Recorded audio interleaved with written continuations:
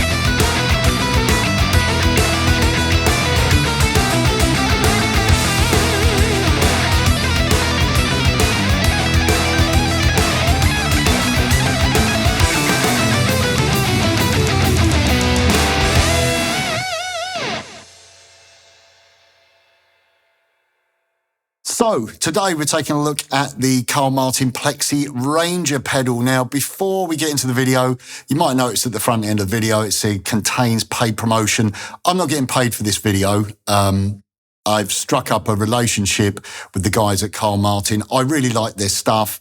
And so it's one of those situations where, do you want to look at some pedals? Yeah, I'd like to look at that one, that one, that one. So it's not an unbiased opinion. Basically, I wouldn't demo the pedal and look at the pedal if I didn't think it was interesting. So similar kind of situation to the Panama pedal I looked at a little while ago. So now we've got that out of the way, I thought I'd better mention that just in case you think paid promotion, being paid to say nice things about something. I never really feel comfortable about demoing something on my channel that I don't think's particularly good. I just really don't see the point of it. Now, Carl Martin are known for producing Plexi-style pedals. They have several pedals that produce that sort of classic amp in a box in their range. And this pedal kind of takes that one step further. Not only do we have like a Plexi-style circuit on this side of the pedal, on the other side of the pedal, we have a treble booster. We have a Ranger Master style treble booster. Now, this isn't just a treble booster in front of a Plexi. The treble booster circuit, or the booster circuit, does some really interesting things. So this makes for a really versatile pedal that has a wide variety of different applications on your board. Now, treble boosters are a little bit of an unsung hero, I think.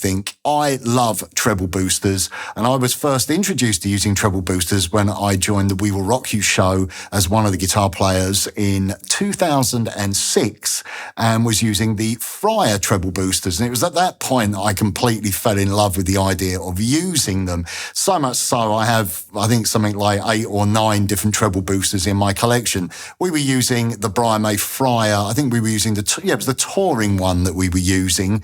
So that was the ones that on the show. And then from there, working with Brian, I ended up getting the whole collection. I even have one of the touring ones in my collection in the other room, which has got a sticker on it, which is labelled for the name of one of his guitars. So I actually have one of Brian May's own treble boosters in my collection. But as well as that, I have the Night Audio strap boosters. Those are the ones that I really like. Brian was using those and still uses those. And I've done a lot of work with Nigel Knight with gear over the years, so I use his strap boosters. There was actually a guitar that I played during the opening track which actually has an onboard treble booster, although that wasn't engaged. And also the Knight Audio Brian May guitars treble booster is really good. It's the one with the little 3-switch on, and it matches the sort of different eras of Brian May's tone. Now, the treble booster is a slightly misunderstood beast. When you mention treble booster to people who've never used one, they think, oh, why would I want to use a pedal that boosts my treble? Well, they don't actually work that way. The treble boosters that I've used, the way that they work is they roll off some low end, they boost some sort of upper mid-range frequencies. Depending on which one of the boosters I'm using out of the Fryer range, it's different frequencies and different amounts of gain. So you get this kind of quite throaty sort of sound to your guitar tone. And you've got guitar players such as Tony Iommi, Richie Blackmore, Rory Gallagher, and also Brian May using them. And the way that they work is that they would take, their sort of slightly flubby valve amps. When they cranked up, they got a little bit woofy. And what they would do is they would really tighten up the sound, roll off the low end, and then give you a hearty amount of gain. So what we have here is the idea of taking a Plexi amp and sticking a treble booster in front of it. And the treble booster in question is the Ranger Master. Now, that was actually the original treble booster that Brian used to use. So let's take a look at the layout of the pedal. On this side, we have the Plexi side of things. We have a volume control, we have a tone control, and we have a gain control. So it's a really nice, easy layout. Not too many knobs, not too many things to sort of confuse you. I like pedals like this. So onto the booster side, onto the treble booster side, obviously we've got the switch that engages that. We have the booster control there. I've got that set in the middle. That will give you an extra 15 dB of boost. We have the frequency control and we have the range control. Now, interestingly enough, when you have the range control off, this is acting as a clean boost. So you can use it independently into your amplifier and use it as a clean boost, boosting your amp, or you can use it boosting into the Plexi circuit. Now we have this frequency control here, which basically gives you like an extended sort of mid-range curve, some low mid up to the sort of high mids. So you can get a lot of sort of low-end throat all the way up to that sort of nasally bite, almost like a partial wah-wah, and then right the way round into some more sort of upper mid-range for a lot of sizzle in the tone.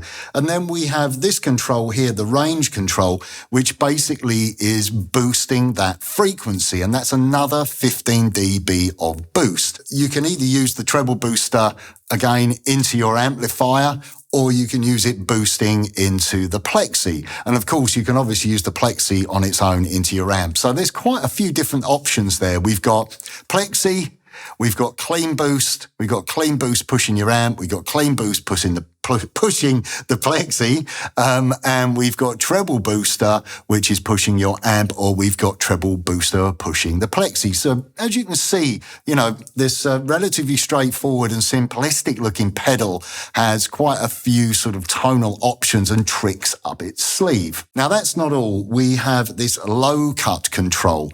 And as I mentioned before, with valve amps, especially the old school valve amps, when you start to, push them, especially AC30s, they can get a little bit flubby.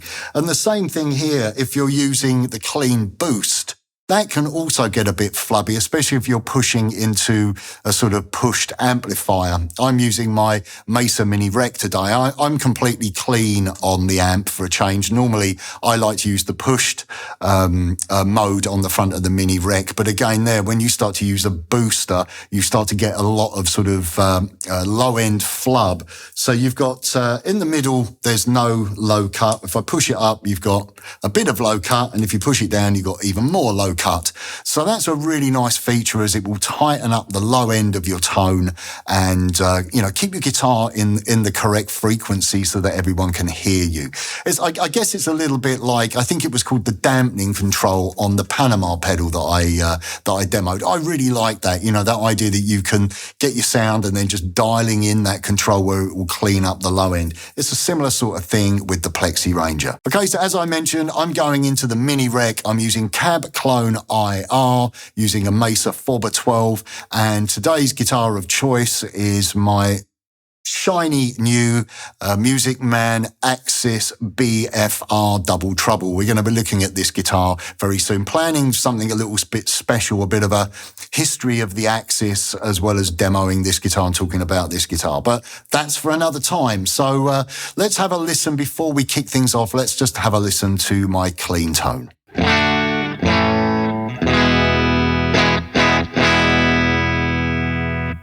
Okay, so let's engage the pedal. I'm just going to look at the Plexi for the time being. I'm going to leave the volume control set. I've kind of got it matched to my amp so that it's not going to make my audio interface go crazy.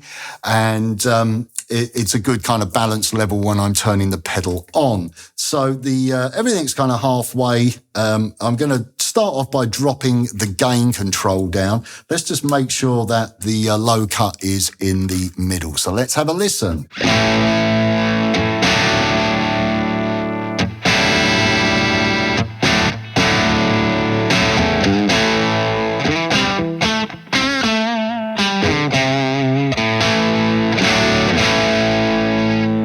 So I guess that's sort of like a slightly driven sort of JTM style gain. It's, you know, you've got a little bit of crunch there. It's not too in your face. So,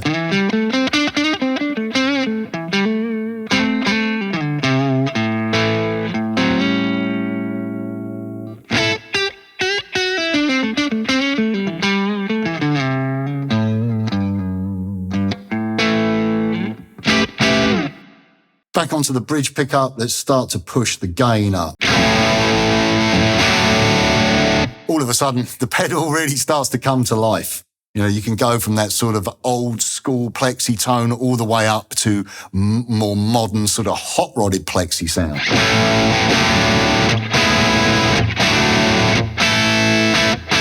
A little bit more.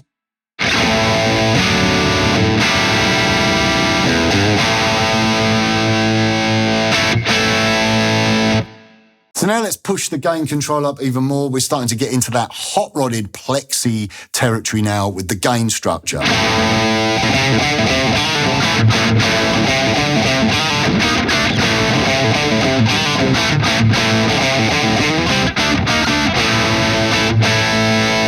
Now push that even further.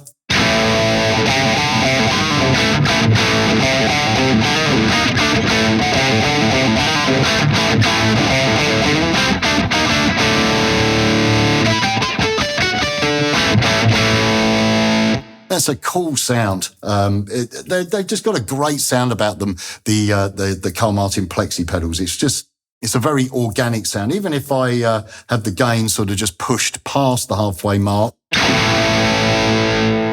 backing down the guitar.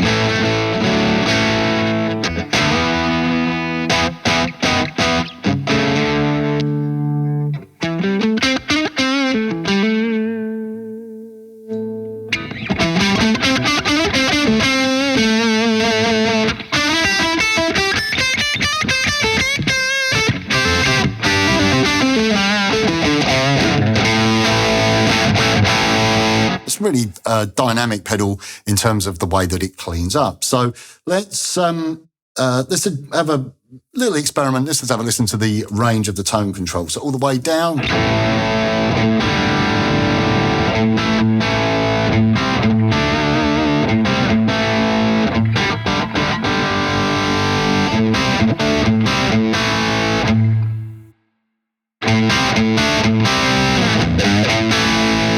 That's kind of where I like it, just sort of off from 12 o'clock.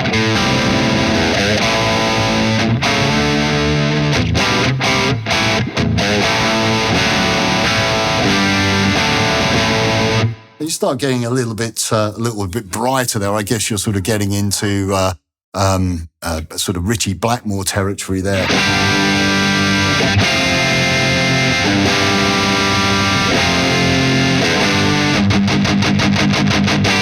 It starts to get that sort of very brittle sound that you hear in his guitar tone. But obviously, the more you push it up, it's getting quite bright. I don't really think that I'd have a use for turning the control all the way up there, but as you can hear, there's a pretty broad tonal sweep just by having that one tone control. But like I said, I like to have that control there. So let's have a look now at the boost side of things. So I'm just going to engage the booster, and I've got the control up halfway. If I push that up, you can hear it's just starting to push the amp more. If I have it down, it's no boost.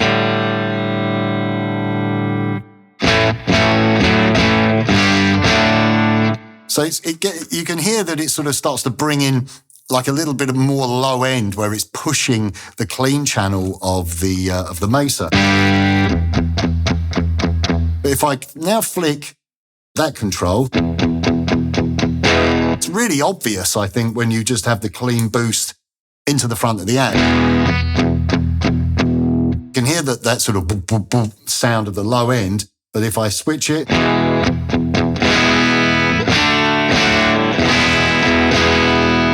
and if I go all the way down,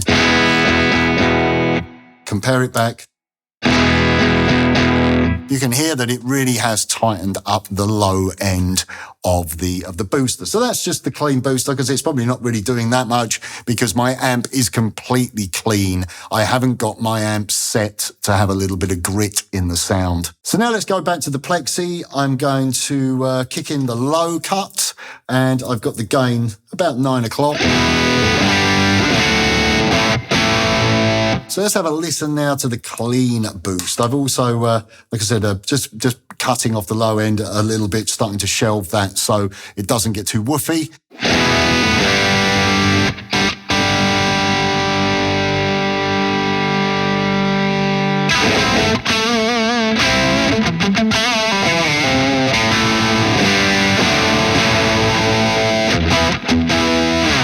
That's lovely how you can just go from that sort of slightly driven plexi tone and then push the boost in. You know, it starts to really push the pedal. So again, you know, already just using the pedal as a plexi style circuit to put in front of your amp and using the clean boost. So now let's have a little bit of fun. I'm going to turn up the range control. So we're really starting to push the gain, and let's have a listen to the frequency control.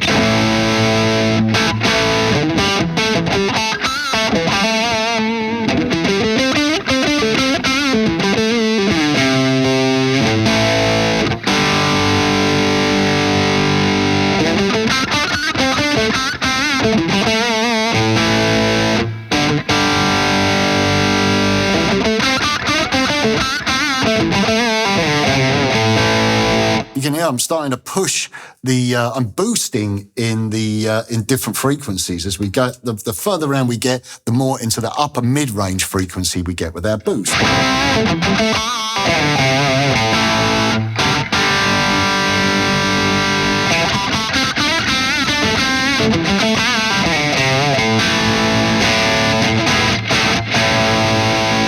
You know, you can really hear, there we're all the way around.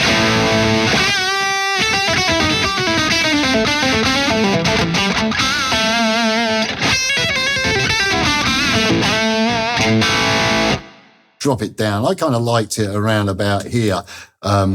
It was just had a slight sort of hump. It's a little bit more nasally sounding. If we push the boost up as well, so we're now boosting the 15 dB of boost, and then we're boosting the mid by another 15, which is kind of similar to the Brian May treble boosters. I think they're about 30 to 34 dB, and they're on all the time. So it's a similar sort of gain structure there. Or should I say that Brian's pedal is a similar gain structure to the old Ranger Master.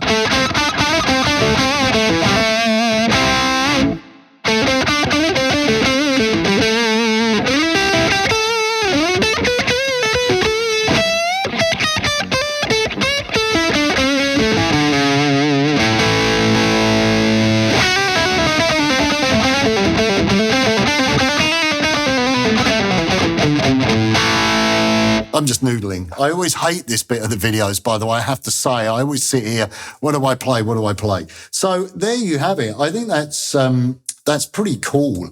It's definitely something that I would use. That pedal, not only having that fantastic Plexi Drive circuit that we know and love from Carl Martin, but having the added bonus of having either the clean boost or having the treble booster on the other side. There's so many different sort of tonal options and applications for this pedal.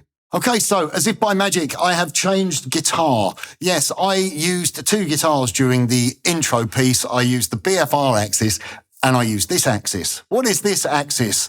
I hear you asking. Well, I've always had a bit of a thing for Van Halen, hence why I play these, but I've always also had a thing for the sound of Brian May. Other guitar players that I love, such as Ty Tabor, I think always had a very kind of Brian-esque sound in his early tone. If you listen to Faith Up Love and the self-titled King's X album, and Gretchen as well. I think Faith Up Love and King's X, those two albums really have that sort of Brian-y kind of sound to them. So I had a bit of an idea of trying to convert a guitar, or actually a buddy of mine, Danny Gomez, suggested. We were talking about having non-Brian guitars that sounded like Brian. He said, well, why, you've got so many Music Man, why don't you just have one of those guitars converted? Now, I'd actually had a single coil guitar built for me, a single coil Axis by Music Man for my 20th anniversary. And when I put it on Facebook, a friend of mine wrote and went, I've got one of those old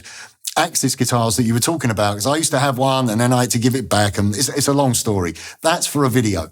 But anyway, I got this guitar and I gave it to Nigel Knight and I said, can we sort of make this Red Special inspired? I guess the idea is if a Red Special and an Axis went out on a drunken night, this would be the fruits of that event.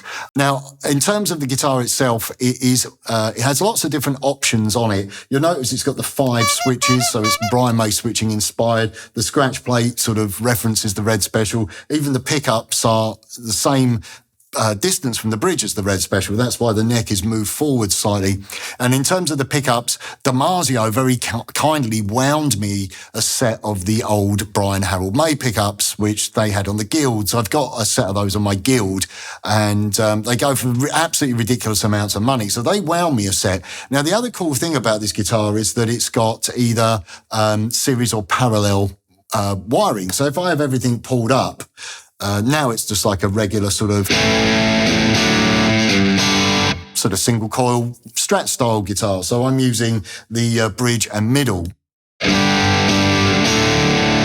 So that's in parallel. If I now press that switch down,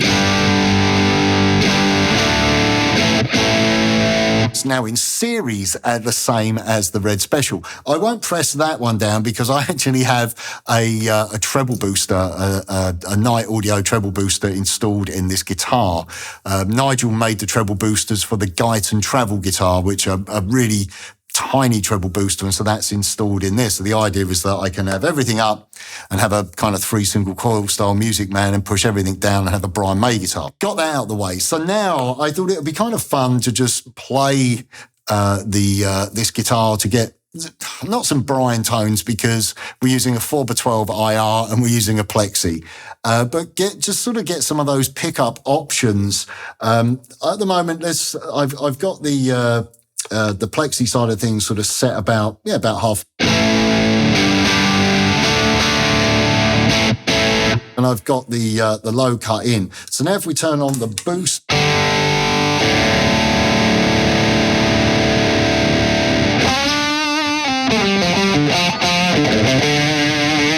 you can hear it's got that sort of nasally.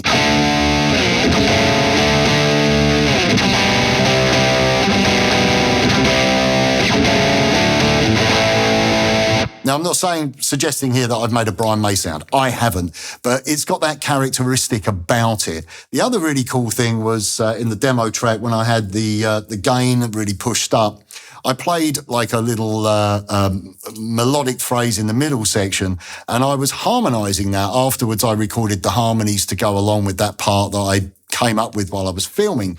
I was experimenting with some of the phase options of this guitar. So if I now put the neck pickup on, so I've got all 3 pickups, but I knock the neck pickup out of phase with the booster in, especially in this sort of position.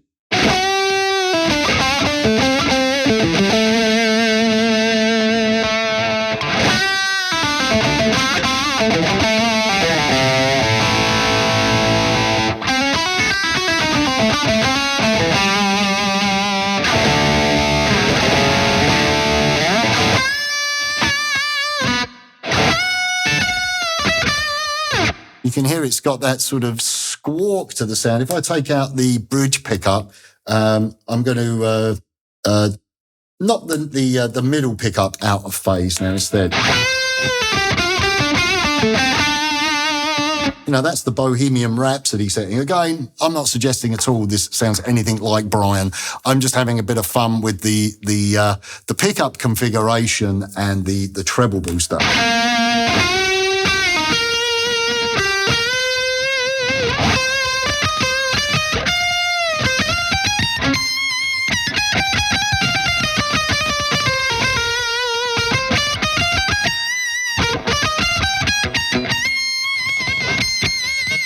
Here you get all those, it's quite noisy with the outer facing, you get all those overtones.